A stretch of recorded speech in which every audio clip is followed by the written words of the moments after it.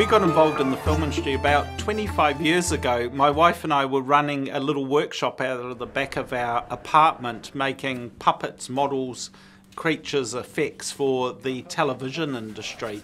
And it was through that we were introduced to Peter Jackson.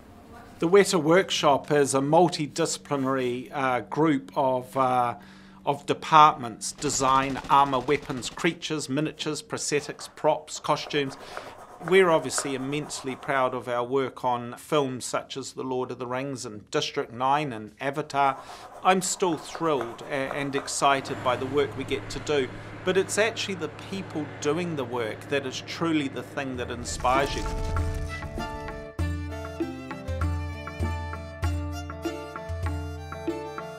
As visual effects artists, a big part of what we do is try and recreate things that are impossible to go out and film, but we want them to feel real, we want them to feel believable within the context of the film. This is the motion capture stage, Weta Digital. In here we capture motion for films and games occasionally. Basically we get performers, we put them in suits, put them in these little markers that give us all the information about how their body works, and we will record that, capture the data, and basically map it on to other humans, creatures. That's what you see in movies and games. There's no doubt that our country breeds innovative and creative people. New Zealanders across so many disciplines have this unique capability to just make it happen, build it out of almost nothing and see it succeed.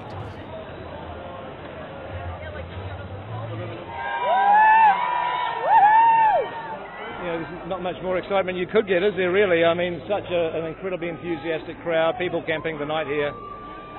I don't know, it just makes me feel very humble. I mean, I'm just I'm just a kid from Pukekohe Bay that had a dream of making movies, and to end up with this degree of support is really humbling.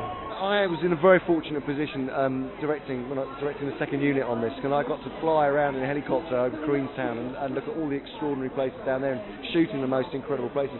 One of which was Ernslaw Burn, which is a mountain range just south of Glenorchy.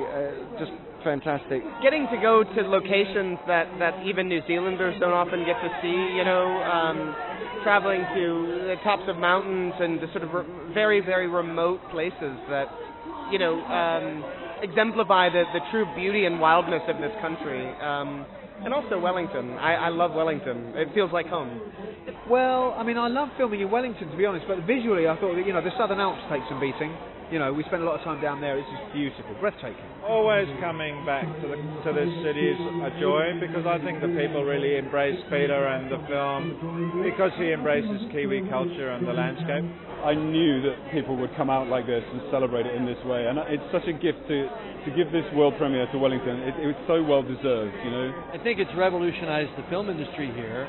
It's created, you know, the three Lord of the Rings films created Stone Street Studios and Weta Digital. I mean, they sort of existed before, but it made them, you know, world-class players. And the reason we came here to do Avatar was because of the everything that Peter had created with those films. There's many wonderful things that are the result of a major film such as The Hobbit or The Lord of the Rings happening in a country like ours. But of course, one of the most special ones is the fact that it tells our story to the world and it shows images of our amazing country to the world, hopefully inspiring people to see New Zealand as a tourist destination.